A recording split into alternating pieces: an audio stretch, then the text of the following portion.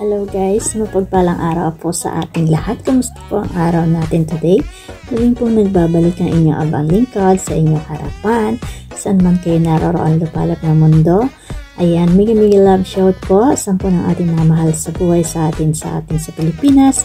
Saan man kayo naroroon, mapagpalang araw po at keep safe always. Whatever you do, wherever you are, don't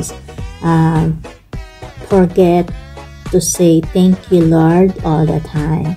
So anyway, meron po akong ipapakitang video. Bakit even though it's too late, so ako na lang yung magsasalata. Ako na lang yung representative today. Kasi nga po, yung video na to, medyo nawala yung kanyang audio. Ayan, I think I using the microphone that on that time, but supposed to be, I forgot, maybe it's low but already, so I didn't check.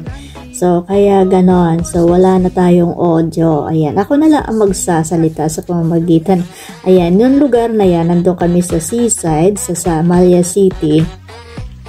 Ayan, kahit malamig ang panahon. Siyempre, yun ang mga tambayan ng mga OFW Pinoy dito sa atin sa Middle East, sa Kuwait City po. Ayan, so, on this, nung time na yun kasi medyo nag-vlog sana ako ng konti kasi ipinapaliwanag ko po doon na hindi na pwedeng mag-ingay. Ayan, no music at all, no sounds, no screaming,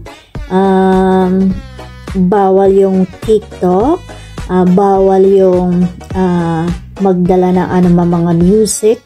Ayan. So, bawal din yung mga sigawan, pero hindi talaga maiiwasan, guys.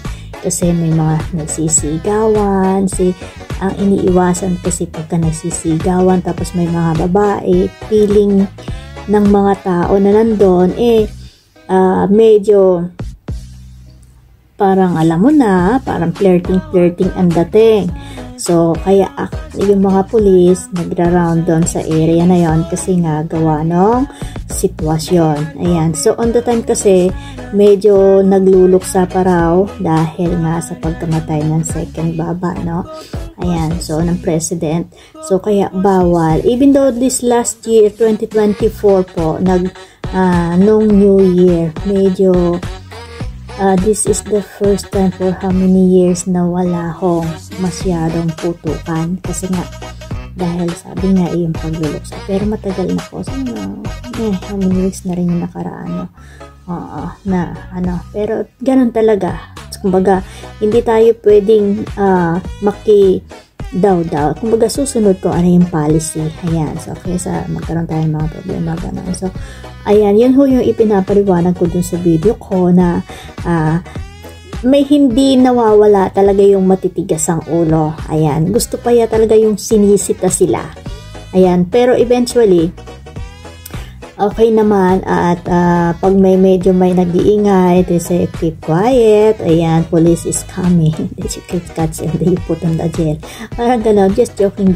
But ayan, so hindi naging masaya rin kasi every year lang naman yon. Kaya kailangan namnamin yung kasiyahan sa oras na yon, no?